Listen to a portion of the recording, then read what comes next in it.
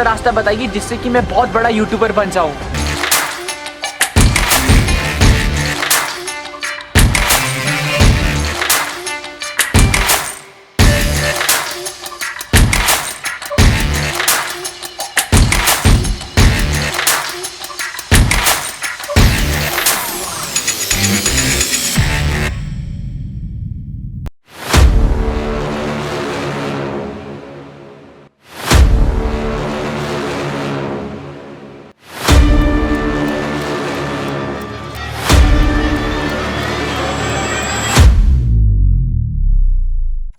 ये कहानी है ऐसे दो लड़कों की जिन्होंने जीवन में बहुत ज़्यादा संघर्ष किया। और क्या, शुरू करते हैं अपनी कहानी। तो दोस्तों, कहानी की शुरुआत होती है भारत के एक छोटे से राज्य से जिसका नाम है उत्तराखंड।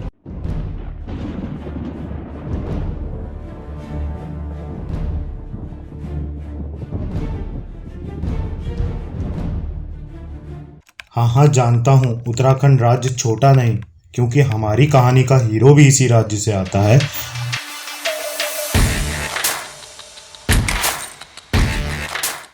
18 सितंबर 1997 को उत्तराखंड के देहरादून में जन्म लेता है एक बच्चा जिसका नाम है अनुराग डोभाल, द UK 07 राइडर।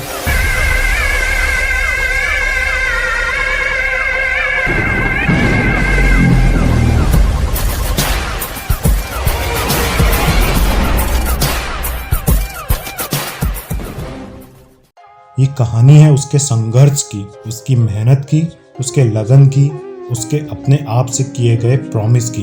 तो चलिए शुरू करते हैं। तो कहानी में आपको यह बताया जाएगा कि कैसे एक साधारण लड़का बाबू भैया बन जाता है एक साधारण से परिवार में जन्म लेने के बाद, जहां पिताजी एक टीचर और माताजी एक गृहिणी यानी हाउसवाइफ है।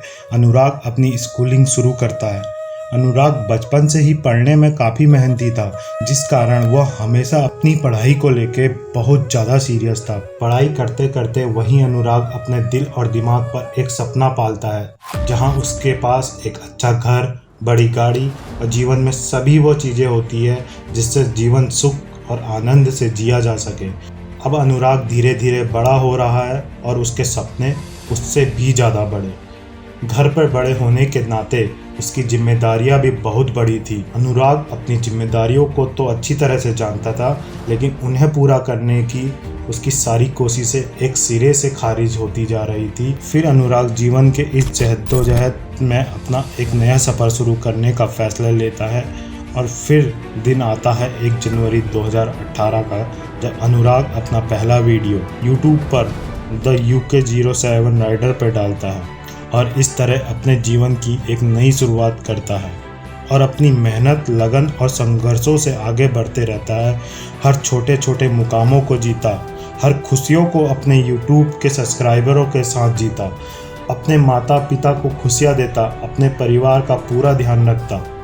एक समय ऐसा भी आया जब बाबू भैया के कुछ हेटर्स ने बाबू भैया को बदनाम करने की नाकाम कोशिशें भी करी, जिसके चलते हुए हमारे बाबू भैया यानी हमारी कहानी के हीरो कुछ समय के लिए परेशान हो जाता है, जब वह डिप्रेशन में रहने लगा, जहां से जीवन जीना बेकार सा लगने लगा, जिस बात से उसके माता पिता भी बहुत परेशान रहने लगे। अब अनुराग रातों को सो नहीं पाता था, दिन भर अपने से शीशे में बातें करता और रोता। और हमारे बाबू भैया ये सोच लेते हैं कि अब वह यूट्यूब छोड़ देंगे, लेकिन कहा जाता है ना, जब आप किसी का बुरा नहीं करते तो आपका बुरा नहीं हो सकता। बस इसी सोच के साथ हमारे बाबू भैया निकल पड़े एक नए सफ़र में, जहां से हमारे बाबू भैया ने पीछे मुड़ के नहीं देखा। 1 जनवरी 2018 से लेकर आज तक, यानी 30 लाख सब्सक्राइबर होने पर भी यह कह सकते हैं, अनुराग से बाबू भैया तक का यह सफ़र ऐसा ही लगता है जैसे ना जाने अपना हीरो किस मिट्टी का बना है, जिसमें ना बिल्कुल घमंड आया है और ना ही आएगा। अरे जरा रुकिए, अभी जाइएगा नहीं, क्योंकि ये तो कहानी थी एक लड़के की। अभी दूसरे लड़के की कहानी तो अभी बाकी है। जी हाँ, शुरुआत में आपको बताया था ना। ये कहानी है ऐसे दो लड़कों की दूसरी कहानी शुरू होती है उत्तराखंड से ही, आपके बाबू भैया के जन्म से ठीक 4 साल 2 महीने और 2 दिन पहले, यानी 16 जुलाई 1993 को, जब जन्म लेता है एक और लड़का।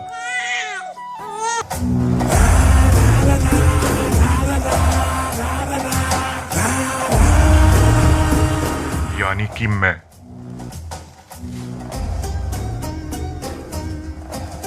एक बहुत ही साधारण मिडिल लोअर क्लास फैमिली में जन्म लेने के बाद और अपनी स्कूलिंग करने के बाद हम भी निकल पड़े अपने सपने, अपने परिवार वालों के सपने पूरे करने के लिए, यानी नौकरी करने के लिए। क्योंकि हमारा सपना भी था एक बाइकर बनने का, और हमारे पिता ने हमें सीख दे के भेजा, जाओ बेटा, कमाओ, खाओ और अपने सपने पूरे करो। बस क्या था, हम भी निकल पड़े अपने सपने पूरे करने के लिए। अब हम भी अपने सपने पूरे करने के लिए सपने देखने लगे। फिर क्या सब वैसा नहीं होता जैसा आप सोचते हैं। 15 जनवरी 2015 को, वो दिन जिसे मैं अपनी जिंदगी में कभी नहीं भूल सकता। इस दिन मेरे पापा, मेरे हीरो, मुझे, मेरे छोटे भाई और मेरी माँ को छोड़ के सितारों की दुनिया पे चले गए। तो भैया, अब शुरू होता है जिंदगी का दूसरा चैप्टर, जिम्मेदारियों से भरा। फिर क्या, हमने ना इधर देखा ना उधर देखा, बस लग गए अपनी जिम्मेदारियां निभाने में। जी हाँ, सिर्फ जिम्मेदारियां। लाइफ में इतने अप्स और डाउन्स आने लगे और मैं उन सब में फंसता चला गया। और एक दिन ऐसा भी आ गया जब कर्ज से भरी इस जिंदगी को जीकर मैं परेशान हो गया और निकल पड़ा इस जिंदगी को खत्म करने। तभी आंखों के सामने आया रोती हुई माँ और उम्मीदों से भरे भाई का चेहरा। अब इन लोगों को अकेला छोड़ के तो नहीं जा सकता था। खूब सोचा अब क्या करे, कैसे करे। तभी YouTube पेज पर एक सॉन्ग शो होता है, कहानी, जिसे मैंने एक बार सुना, 2 बार सुना और ना जाने कितने बार सुनता रहा। और गाना सुनते सुनते खूब रोया, मानो गाना सुन के ऐसा लगा जैसे मेरी ही कहानी हो। फिर क्या था, देख डाले सभी वीडियोस द UK07 राइडर के।